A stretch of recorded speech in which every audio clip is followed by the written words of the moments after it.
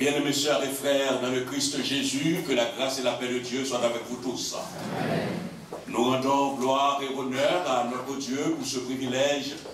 Nous avons ce dimanche, le deuxième dimanche du mois de juillet, nous sommes là, bien là, dans la maison de Dieu, le fidèle, pour rendre gloire et honneur aux fidèles.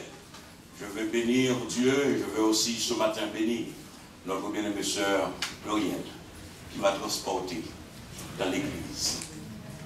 Il est bon. Quand on rentre dans l'église, on est dans l'église. Merci de m'avoir permis d'être dans l'église. Que le nom de l'Éternel soit béni et édifié. Je prie. Notre Dieu, notre Père, nous voulons te bénir, nous voulons te donner gloire et honneur. Tu es digne de gloire. Tu es digne de louange en tout temps. Seigneur, la nature témoigne quel grand Dieu que tu es. Seigneur, nous témoignons quel Dieu merveilleux que tu es.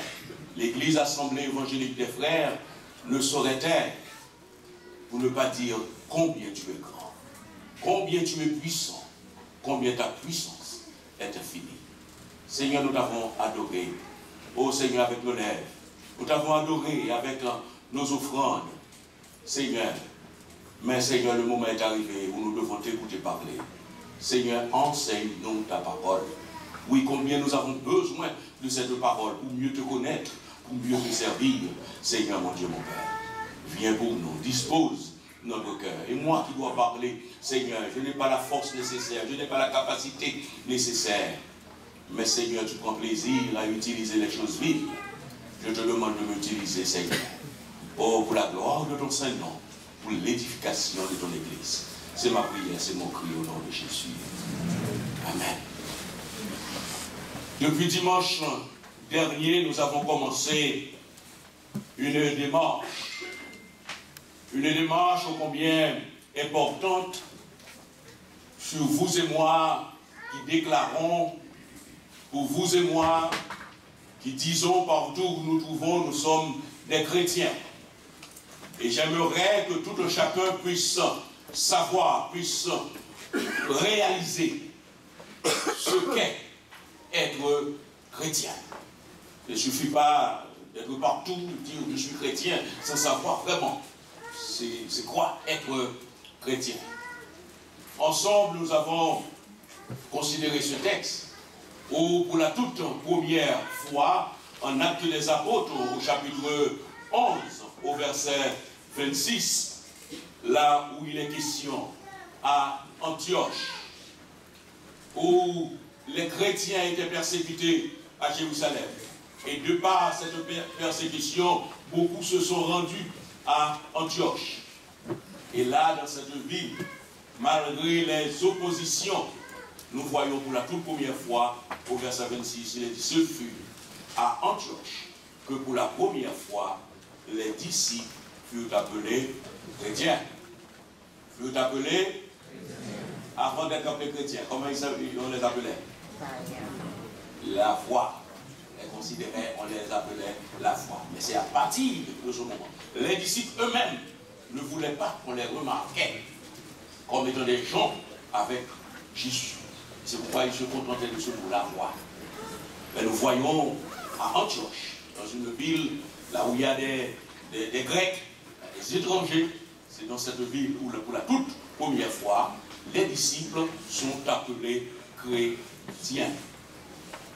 Porter un nom, appelé par un nom dans la Bible, je veux le répéter ce matin, n'est pas chose anodine. Mais porter un nom, appelé par un nom, est lourd de conséquences, a des significations profondes. Nous voyons, nous avons vu avec le peuple juif, Dieu leur a donné le nom d'Israël. Ce n'est pas pour le plaisir, tout simplement en l'air. Dieu leur a dit, vous serez Israël. Mais derrière ce nom, il y a une signification. Derrière ce nom, il y a bien des choses. Oh oui, des choses auxquelles le peuple devait s'aspirer.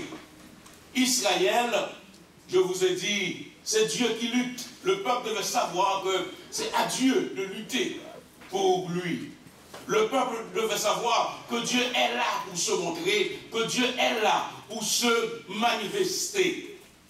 Le peuple devait aussi savoir que Dieu, c'était la force du peuple. Ce peuple ne devait pas puiser en lui-même la force nécessaire pour avancer, mais sa force, c'était en Dieu, rien qu'en Dieu. Il y a un psaume de la Bible qui résume ô combien, oh oui, ce qu'est le peuple d'Israël, que deux fois nous le lisons, mais je tiens à vous le répéter ce matin. C'est le psaume 121. Cette psaume, c'est un condensé de ce que Dieu est pour le peuple d'Israël. À partir du verset 2, nous voyons ces paroles, le secours me vient de l'Éternel qui a fait les cieux et la terre.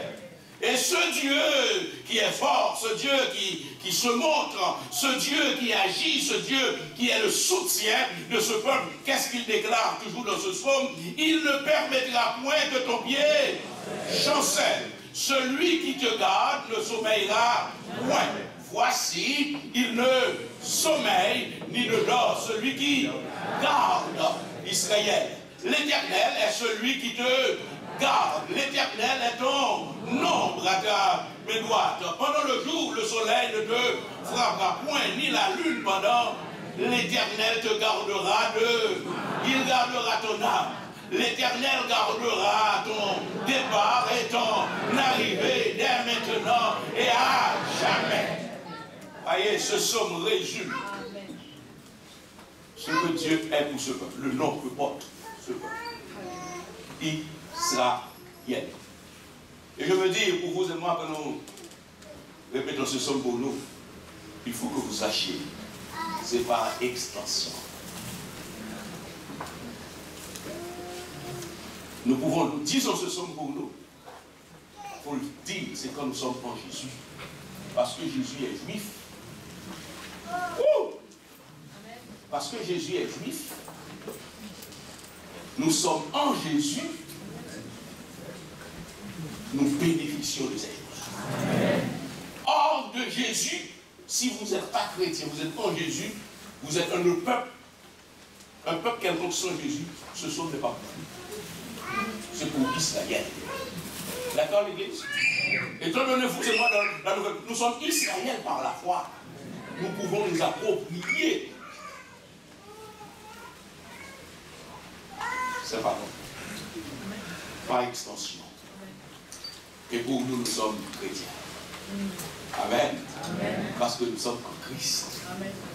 Nous sommes en Christ. Être chrétien, c'est être en Christ. C'est être dans le parti du Christ. C'est être dans le camp du Christ. Et vous savez, parce que nous sommes dans le camp du Christ, parce que nous sommes dans le camp du Christ, nous bénéficions aussi de beaucoup de choses. Et à la fin de cette série de messages, nous voyons que nous sommes co-héritiers avec Christ. Amen, l'Église. Tout ce que Christ a, nous aussi, nous l'avons. En qualité de chrétien. Et c'est pourquoi, quand je vois des hommes et des femmes qui sont dans l'Église et qui ne réalisent pas toute la grâce de Dieu, c'est un mot que je ne sais pas comment le dire. Il faut comprendre la grâce. Tout ce que nous bénéficions, nous les bénéficions parce que nous sommes en sans Christ, vous et moi, rien absolument. Même un texte, j'ai dû m'arrêter dimanche dernier parce que l'heure de 45 minutes. Je commence à peine là. À 15? D'accord, à 15. C'est bon, je vais arrêter à 15. Pas plus. Actes des Apôtres au chapitre 4 au verset 12. Ce verset nous dit d'une manière claire il n'y a de salut en aucun autre, car il n'y a sous le ciel aucun autre nom qui ait été donné parmi les hommes par lequel nous devions être sauvés. Rappelons-nous l'église de Jésus-Christ, à quel moment ces paroles ont été prononcées. C'est après la guérison de cet homme, de ce mendiant, et les uns et les autres qui n'ont jamais vu cet homme dans sa situation déplorable. Et c'est alors que Jésus a manifesté sa gloire, Jésus-Christ a manifesté sa puissance au travers de ces deux apôtres. Amen, l'église. Et c'est alors les uns et les autres commençaient à s'intéresser à cet homme. Oh, vous suivez? Peu de fois, vous et moi, nous sommes rien, absolument rien. Mais quand Jésus nous élève en dignité, c'est alors que les uns et les autres commencent à chercher leur dignité.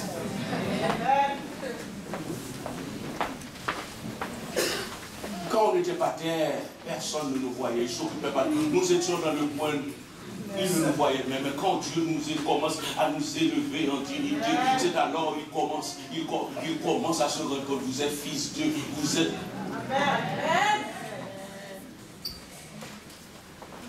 Cet homme était là, dans sa misère. Personne ne faisait cas de lui. Mais Jésus-Christ est intervenu pour lui. Et nous voyons Pierre et Jean ont pris la parole, l'église de Jésus-Christ. Pierre et Jean ont fait comprendre ce qui s'est passé avec cet homme. Pierre n'est pas pour quelque chose, Jean n'est pas pour quelque chose, mais celui qui est le tout, c'est Jésus. Mais bien aimé, je ne dois pas tirer l'application dans tout. J'espère que vous tirez les applications. Quand je vous élève en dignité, il faut savoir que vous n'êtes pas pour quelque chose. Vous n'êtes pour rien. Mais c'est Jésus qui est Jésus. C'est pourquoi s'il y a quelqu'un qui doit être élevé, s'il y a quelqu'un qui mérite d'être adoré, s'il y a quelqu'un qui mérite d'être vénéré, ça doit être Jésus, rien que Jésus. Parce que c'est Jésus qui l'a fait.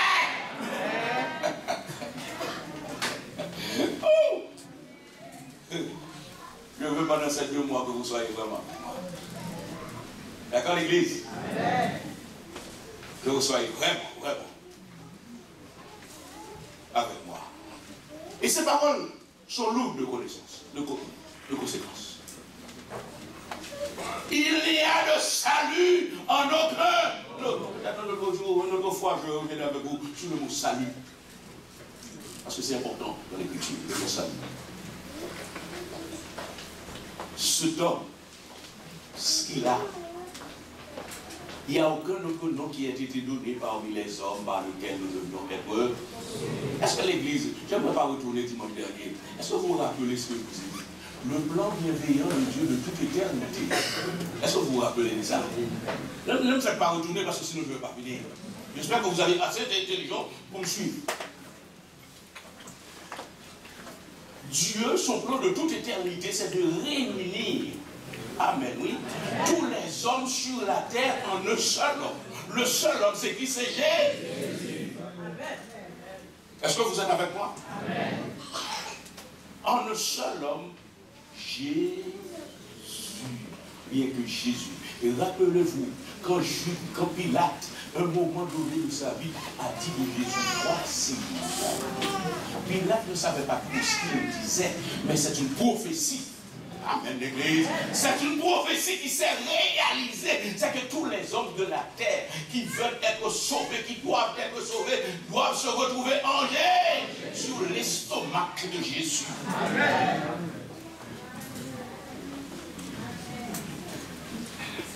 Et là, Pierre, parmi les hommes par lesquels nous devions être, et suivez-moi l'église.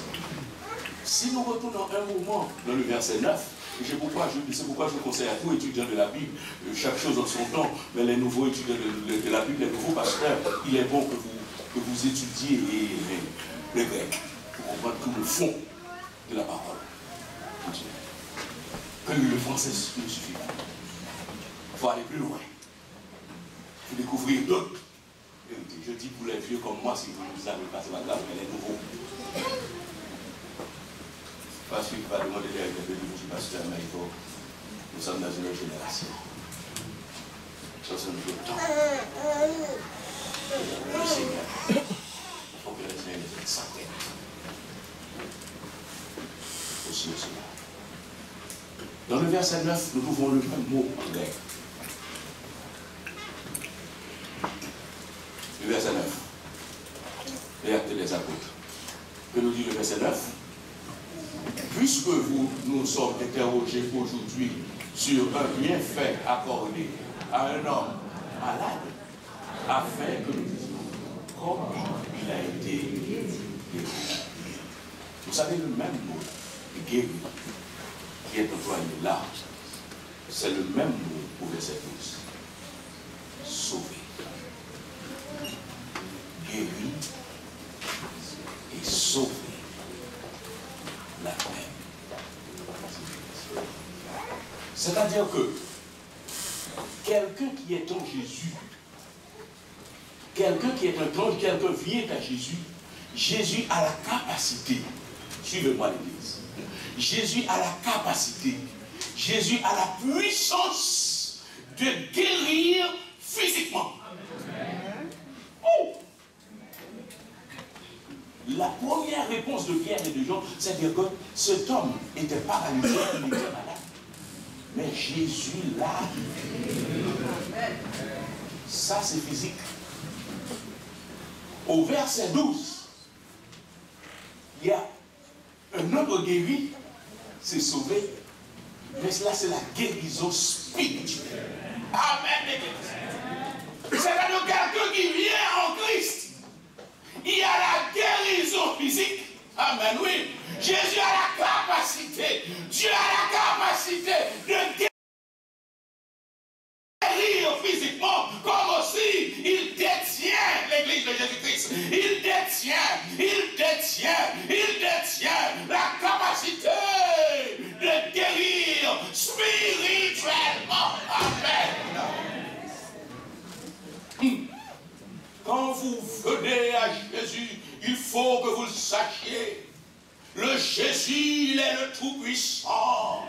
Il est souverainement élevé. Il tient tout dans sa main. Et puisqu'il tient tout dans sa main, il peut guérir comme aussi il peut sauver. Si vous êtes là ce matin, vous êtes malade et Jésus ne vous guérit pas, il ne veut pas vous guérir, il ne vous guérit pas. Mais sachez une chose, il a la capacité. C'est comme les Hébreux.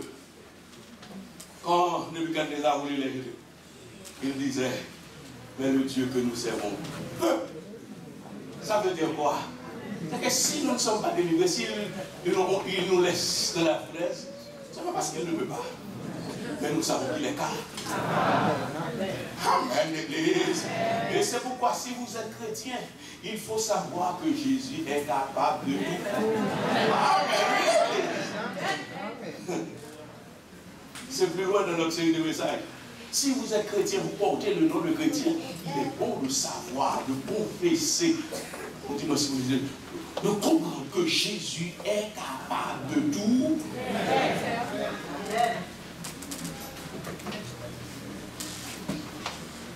Moi, je ne veux pas accepter de marcher derrière Jésus si Jésus est comme moi. Si Jésus est comme mon père, si Jésus est comme ma maman, c'est pas, ça ne vaut pas la peine. Parce qu'un beau jour, ma mère elle est morte. Mon père, il est mort. Je ne veux pas un Jésus qui soit comme mon papa. Je ne veux pas un Jésus qui soit comme ma maman. Mais je veux un Jésus qui soit supérieur. Amen, oui. Vous voyez, un Jésus qui est supérieur. C'est pourquoi j'accepte d'être chrétien. Si c'était un Jésus qui soit à mon niveau, là non, je dirais non. Je ne mets pas mes enfants à l'école là où le professeur n'a pas plus de connaissances. Je ne vais pas marcher derrière Jésus si Jésus est au même niveau que moi. Et combien de fois vous et moi nous voulons traîner derrière un Jésus qui soit à notre niveau. Non, notre Jésus, celui qui nous appelle à sa suite, mais il soit l'éternel, il est supérieur. Amen. Ses pensées ne sont pas nos pensées. Il faut qu'on sache cela. Il faut qu'on comprenne cela. Oh, bien aimés sœurs et frères, comment je vais faire pour venir? Comprenez une chose. C'est en lui. En lui. En lui l'église. Amen. L'église, c'est en lui. Vous vous rappelez le thème que nous avons cette année, c'était quoi? C'est les yeux en haut. Je vous ai dit que cette année, je ne vais pas vous prêcher les choses terre à terre. Je vous ai promis cette année, c'est en haut. Ce n'est pas petit caille. Travail. Les choses en haut. Vous qui voulez les choses en bas, je vous conseille d'aller dans une autre église. Je vous le dis sans orgueil. Si vous cherchez, vous pouvez après dire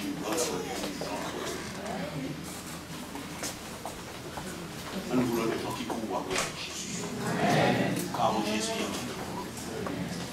est. Et lisons ensemble, bien aimés sœurs et frères, parce que c'est la parole de Dieu. Même quand je ne veux pas jusqu'au bout, ce n'est pas grave. Éphésiens chapitre 1, verset 3 au verset 14. Regardons quand nous sommes en Jésus, tout ce que nous sommes en Christ.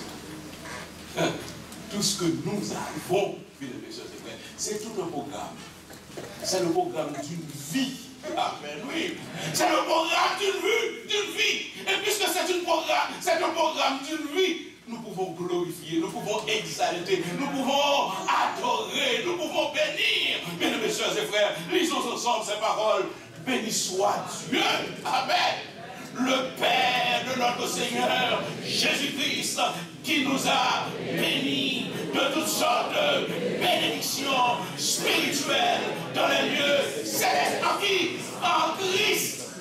En lui, Dieu nous a élus avant fondation du monde, pour que nous soyons saints et irréprochables devant lui, nous ayons prédestinés à être ses enfants d'adoption par Jésus-Christ, selon le bon plaisir de sa volonté, à la louange de la gloire de sa grâce, qu'il nous a accordée en son bien-aimé n'est autre que Jésus. En lui, nous avons la rédemption par son sang, la rémission de nos péchés, selon la richesse de sa grâce, que Dieu a répandue abondamment sur nous, par tout esprit de sagesse et d'intelligence, nous faisant connaître le mystère de sa volonté, selon le bienveillant des saints qu'il avait formé en lui-même, pour le mettre à exécution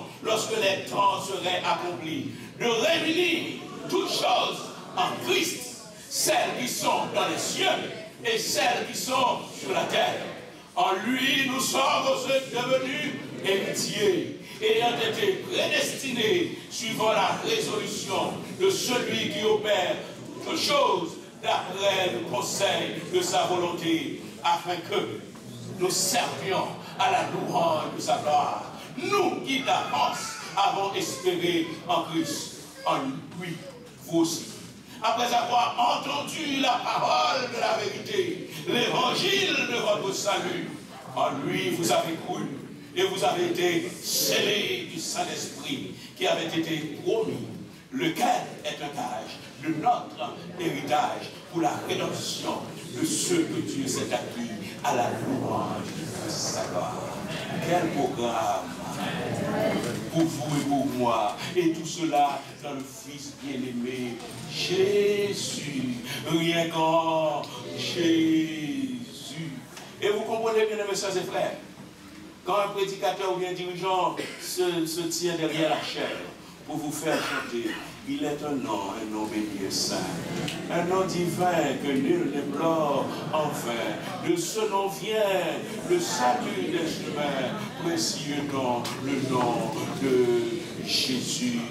Il est un nom le seul qui fut donné, nom par lequel je puis être sauvé. De tous les noms, c'est le plus élevé, le nom de Jésus, précieux Jésus. Il est un nom, le nom qui guérit, le nom qui console, si doux, si beau, chassons le désespoir. En son nom saint, Dieu peut nous recevoir. Le nom de Jésus, précieux.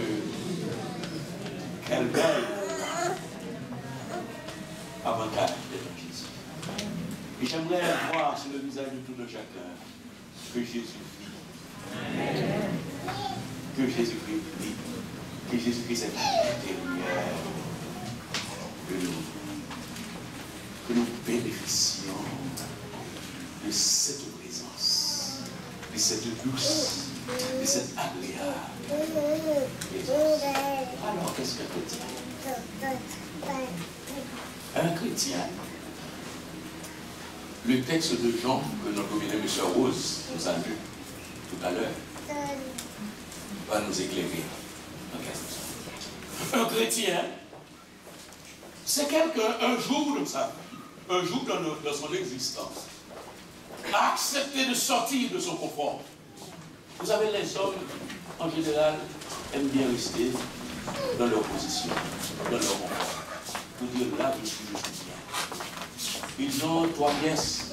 Ils disent, oh, je suis si bien là, pourquoi aller plus loin? Ils ne veulent pas aller plus loin. Les hommes aiment leur confort. Les hommes aiment leur sécurité. Mais vous savez, être chrétien, c'est accepter de sortir de son confort. C'est accepter de laisser son confort, de laisser sa sécurité pour venir à Christ. Amen, oui. Amen. Quand on sait on est bien, on est si bien. Mais on dit le plus bien. Je laisse. Et c'est ce qu'on appelle la foi. Sans tout savoir, c'est qu'on va trouver avec lui, c'est Jésus là. Amen, l'église. Et on se dit, je laisse. Et c'est quand on accepte de laisser le confort, de laisser la sécurité, on vient à Jésus, on arrive à ce qu'on appelle la nouvelle naissance. Un nouveau départ. Un chrétien, c'est quelqu'un qui est passé par ce qu'on appelle la nouvelle naissance. Et accepter, ça frères, de faire tomber le fanatisme. Accepter de faire tomber le formalisme. Accepter d'être authentique. Quand on est chrétien, suivez-moi l'église de Jésus-Christ, on est authentique. Il y a des chrétiens nominaux. C'est-à-dire des gens qui portent le nom. Ils portent le nom, ils se contentent d'être chrétiens, mais au fond, rien. Mais ce qui est important, c'est d'être authentique. D'être vrai. Hey, c'est pas la première fois que vous allez l'entendre de ma part. Vous l'avez entendu, vous l'entendez, vous l'entendrez encore. Malheureusement, dans nos églises, il y a beaucoup de chrétiens nominaux. Les gens qui portent le nom de chrétien, mais au fond, c'est faux. Il suffit d'avoir un petit problème avec les. Il suffit de commencer à converser, à être plus pouvoir. Tous les chrétiens qu'on pensait, tous les bénis soient l'Éternel, c'était faux.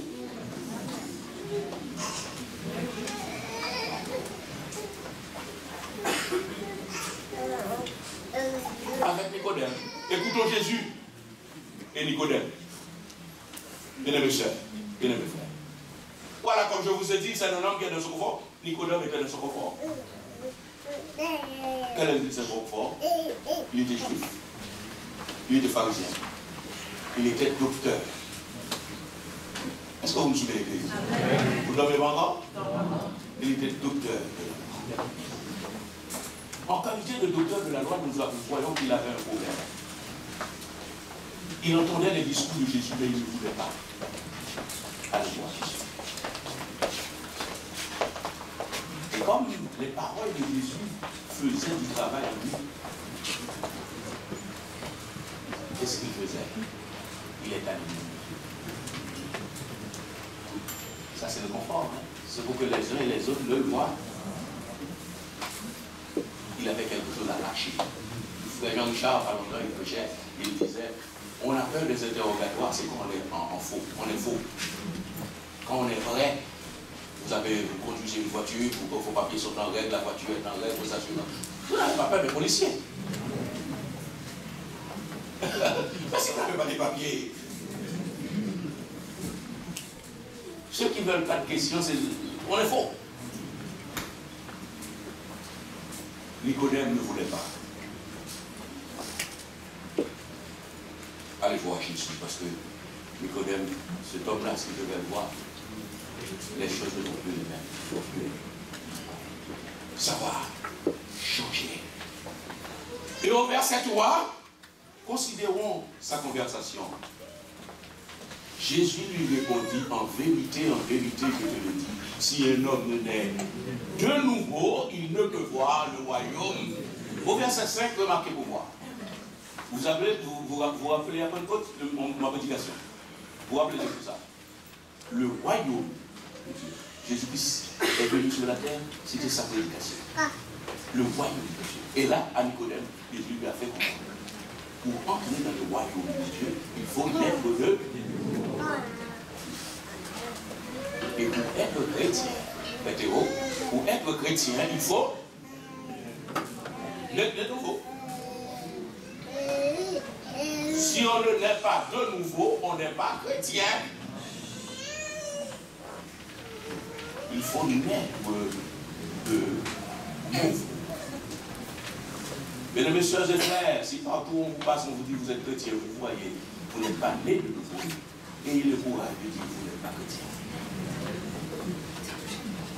C'est mieux de se réaliser on n'est pas chrétien. Un jour ou l'autre, on va le devenir. Mais quand on veut faire comprendre on est chrétien, et alors on ne l'est pas. Pour être guéri, il faut qu'on soit conscient qu'on est malade. Sans conscience, on va mourir dans la situation où on se trouve. Je fais vite. Jésus lui dit en vérité, je te le dis, si un homme naît de nouveau, il ne peut voir le royaume de Dieu. Condition pour être chrétien, c'est naître de nous. Et remarquez une chose, mesdames et messieurs et frères. À qui Jésus-Christ a déclaré ses paroles? À un croyant. Ah oui, Nicodème, c'est le croyant. Il n'est pas chrétien, mais il est croyant. Il est docteur, il connaît. Je veux vous dire, mesdames et messieurs et frères, les prédications, les années dans l'église, les critiques, ne font pas de nous les critiques. On peut prier comme au synode. On peut dire, je fais que ça reste sur mon ventre. Mais je dois vous dire, ceux qui adorent les faux esprits, les rois, prient aussi. Ils ne prient pas le même Dieu, mais ils prient aussi. Il a des restes de demandes, je ne sais pas. Adam Balaweto.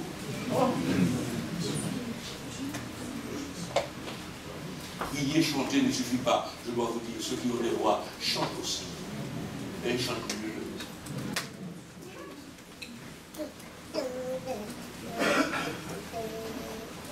Mais pour être dans le royaume, il faut naître de nous. Naître de nouveau. Mais ce message, est-ce que c'est la première fois Jésus? Non. Suivez-moi à l'église, avec cet homme-là, il vous appelle l'homme. Est-ce pour la première fois? Non. Nous voyons la personne de Jésus-Christ, sa prédication tourne autour de cela dès le début. Voyons Matthieu, chapitre 18, verset 3 au verset 5. Matthieu 18, 3, verset 5. Nous allons voir. C'est Jésus qui parle. Je vous le dis, en vérité, si vous ne vous convertissez et si vous ne devenez comme les petits enfants, qu'est-ce qui se passe? Vous n'entrerez pas dans le royaume des cieux. C'est pourquoi quiconque se rendra humble comme ce petit enfant sera le plus grand de le royaume des cieux, et quiconque reçoit en mon nom un petit enfant comme celui-ci le reçoit. Vous avez fait un peu de stylistique quand vous étiez à l'école? C'est pour les vieux comme moi. Voyons, sinon prenons Jean chapitre 3. Nous retrouvons les mêmes mots. Enfant. Si nous considérons le verset 4, Nicodème lui dit, comment un homme peut-il naître quand il est vieux? Peut-il rentrer dans le sein de ça? Et quand nous voyons le contexte, nous laisse penser à cela. Le verset 6. Ce qui est né de la chair est chair, ce qui est né de l'esprit est esprit. Nous pouvons comprendre le discours de Jésus. C'est la nouvelle naissance. C'est accepter Dieu. C'est cela la nouvelle naissance. C'est de sortir de notre orgueil. C'est de sortir de notre confort, de notre position, de sortir de je suis monsieur Éternel. Tout simplement pour au pied de Jésus se mettre à genoux. Oh, je l'ai dit que deux fois dans l'église. Jésus-Christ n'accepte jamais personne qui vient à un. Mais Jésus-Christ accepte tout le monde qui vient à zéro.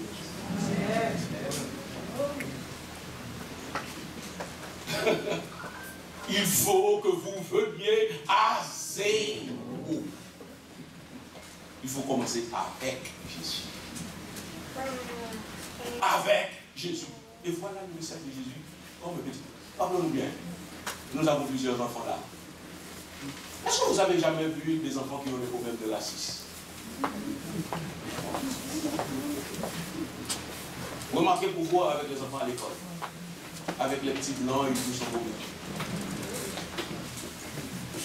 Mais quand est-ce qu'ils commencent à dire ils sont à 6, ils sont à partir de quelle c'est? Remarquez, j'ai ma fille là, des fois.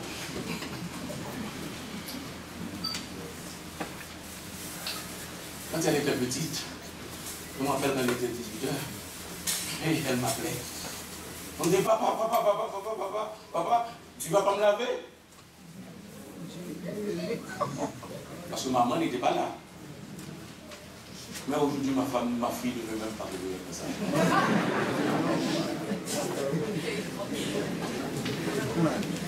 Je ne sais pas quoi, c'est pour hein. C'est pour vous faire comprendre que quand on est enfant, dans la Bible dit il faut devenir comme un petit enfant pour comprendre. Quand on est enfant, on se laisse faire. Quand on a des enfants, on achète des baskets, ils portent des baskets. Amen, l'église. Mais arrivé un moment, vous achetez, ils ne veulent pas porter ce que vous achetez. Mais en tant que parent, il faut comprendre cela. Il ne faut pas faire des histoires avec vos enfants parce qu'ils ne portent pas. Il faut comprendre cela, c'est parce qu'il développe, parce qu'il est développé. Et tout le monde est appelé à développer. Et nous allons voir cela avec les chrétiens aussi. Et Jésus-Christ, il faut devenir comme un homme. Si vous ne devenez pas comme un enfant, vous ne pouvez pas rentrer dans le royaume. Être chrétien, c'est accepter d'être petit. Si vous ne voulez pas être petit, vous ne pouvez pas être grand. Si vous savez, vous êtes grand, vous voulez rester grand, mais sans Jésus. Sans Jésus. Oh, il est moussec, hein? Il est réel. Il est moussec. Il est moussec. Il doit faire trop.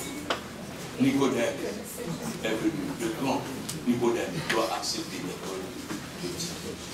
Clé donnée par Jésus lui-même pour entrer dans le royaume de Dieu. Il faut naître d'eau et d'esprit. Le verset 5. Est-ce que nous pouvons le lire ensemble? Jean, chapitre 2, je vous ai dit, c'est une étude que je fais avec vous pendant tout l'été. Jésus répondit, en vérité, je te le dis, si un homme n'est né d'eau et d'esprit, il ne peut entrer dans le royaume de Dieu. Condition. Naître d'eau et d'esprit. Je fais vite. Naître d'eau et d'esprit, qu'est-ce que Jésus entend par cela? Pour comprendre ça, il faut qu'on aille loin. Nous allons loin tout simplement dans l'écriture. C'est pas ailleurs. Naître d'eau et d'esprit, l'eau que nous considérons, Jean au chapitre 7, verset 37, 38, 39, nous voyons l'eau, c'est l'esprit. L'eau, c'est symbole du Saint-Esprit. Mais là, ce que Jésus veut dire, il faut naître d'esprit, ou bien naître d'eau. Non, mais de là, Jésus veut aller plus loin, encore plus loin. Et dans la tradition juive, il y a quelque chose, il y a certaines choses que les uns et les autres croyaient. Naître d'eau et d'esprit, on pose la question pour savoir, est-ce que ce n'est pas la naissance physique, la naissance biologique, naître de papa et de maman, et aussi naître spirituelle? On pose la question. Pourquoi? Parce que dans la tradition juive, on considère le germe du papa, le papa, son germe, on considère cela comme étant l'eau. L'eau, la vie. Et là, on peut se dire que, quand Jésus dit naître d'eau et d'esprit, ça veut dire que la première naissance, c'est la naissance physique. C'est que quand le papa met son germe, c'est que c'est l'eau. Et aussi, une autre tradition, dans la tradition juive, aussi comme chez nous, aussi, vous savez, quand une femme doit accoucher, il y a quelque chose qui se passe dans tout le monde. On appelle la poche d'eau. Et on dit, voilà, c'est la naissance physique et la naissance spirituelle. On peut se dire que si c'est comme ça, soit c'est la femme, c'est casser l'oiseau chez nous. Mais la poche d'eau, au côté de maman. Peut-être c'est ce que j'ai dit.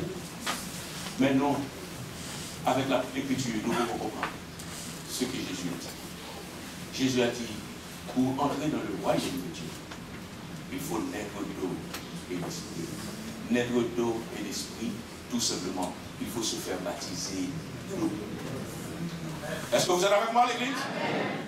Il faut baptiser d'eau et baptiser du Saint-Esprit. Suivez-moi, je vais m'arrêter là. Seulement, cette explication-là, je vais revenir. Dis-moi si tu veux, où il serait là. Le baptême d'eau et le baptême du Saint-Esprit. En Jean, au chapitre 1er, au verset 26, nous voyons, c'est clair.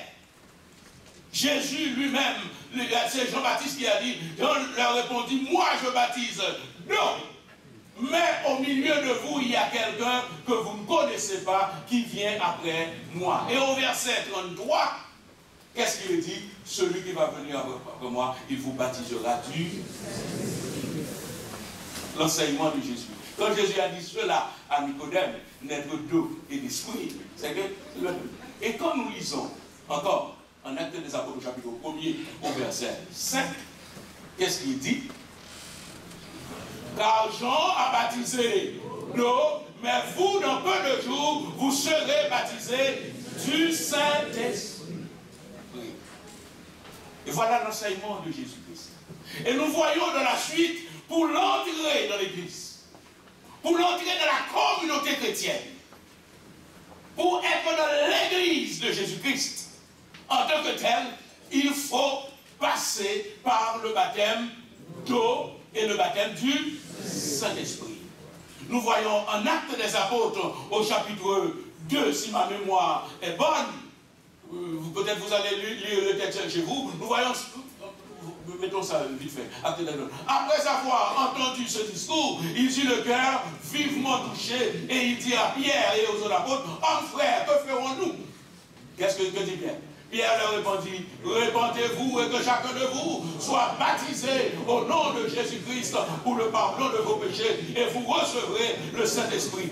Et plus loin, plus bas, au verset 40, je crois, tout le verset 40, parce que le temps, ceux qui acceptèrent sa parole furent baptisés. Et en ce jour-là, le nombre des disciples s'augmenta environ 3 000.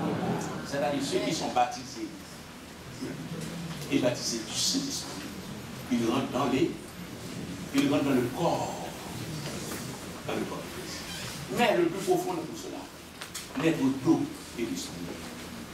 Le baptême d'eau est conféré par un homme. Est-ce que vous me suivez l'Église? Être chrétien. C'est que vous qui restez sur votre orgueil, vous dire, moi je suis trop beau, je suis trop costaud. Frère Robert qui va dire, ah, comment si c'est frère Robert qui doit me baptiser, oh, je suis plus costaud que lui. Si c'est frère Rico qui doit se faire baptiser, heureusement c'est déjà fait. Comment j'allais faire? Parce que nous sommes trop costauds pour que frère Robert nous plonge. Est-ce que vous êtes avec moi? C'est une image que je vous donne. C'est une image. Vous savez, il y a des gens qui sont orgueilleux. Dans leur orgueil, question de venir de dire à l'église, je vais me baptiser pour que les uns et les autres le voient. Les uns et les autres sont faits pour dire je suis chrétien. Mais quand il s'agit de baptiser, non. Parce que les uns et les autres vont voir. Et quiconque n'accepte pas de s'humilier, amen. Quiconque n'accepte pas de témoigner publiquement. Est-ce que vous êtes avec moi, l'église? Est-ce que vous êtes avec moi? Vous comprenez ce que je vous dis? Quiconque n'accepte pas de se rabaisser, de se faire petit pour Jésus. Amen, oui, l'église. Il ne peut pas entrer dans le royaume des cieux. Et c'est pourquoi le baptême d'eau est indispensable. Vous me suivez, l'église? Il faut baptiser d'eau. C'est-à-dire que quand on baptise d'eau, c'est une manière de dire, je me fais petit. Je me fais petit, et non seulement je me fais petit, mais je publie, je dis devant les uns et les autres, quoi que je ne suis rien, mais celui qui est tout, il s'appelle Jésus. Amen. Et Nicodème, quand Jésus a dit à Nicodème, vous venez chez moi à la nuit, si vous voulez entrer dans le royaume des cieux, vous savez qu'est-ce qui se passe? Vous savez qu'est-ce qui se passe? Il faut publiquement. Est-ce que vous me suivez? Amen. Nicodème, il faut publiquement, devant tout le monde, il n'est pas question de lui, mais publiquement accepter de vous identifier avec moi dans l'eau du baptême.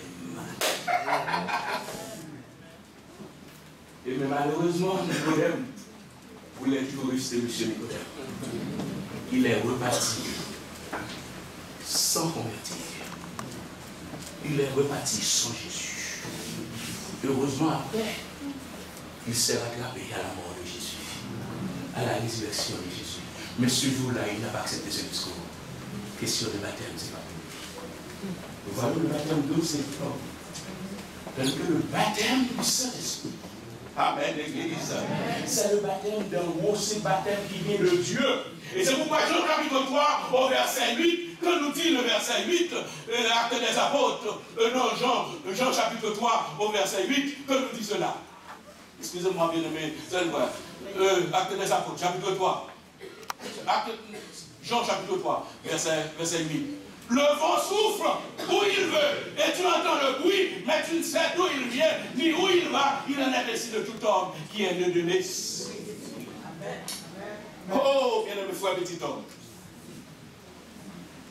Né de l'esprit,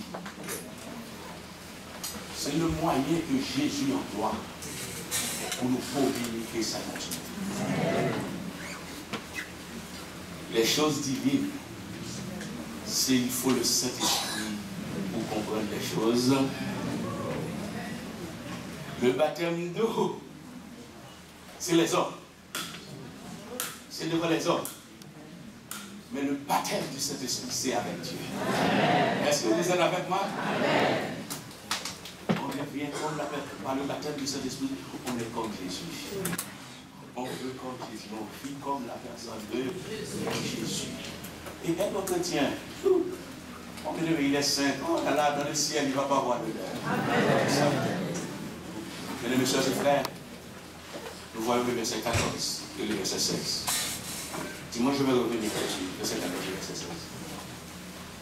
Comme Moïse va le serpent dans le désert, il faut le même que le fils de l'homme, afin que quiconque croit en lui ait la vie éternelle. Et je dois vous dire, être chrétien, ce n'est pas une question de goût. Oh! N'est-ce pas? Ce n'est pas une question de goût. Je le disais dimanche dernier. Ce n'est pas une question de nation, ce n'est pas une question de peuple, mais c'est une question de à la queue. Est-ce que vous êtes avec moi? Hein? Ce n'est pas une question de peuple haïtien, ce n'est pas une question de peuple juif. Il y a un temps, c'était un peuple. Mais en Jésus maintenant, être chrétien, c'est car Dieu a tant aimé qu'il a donné son afin que.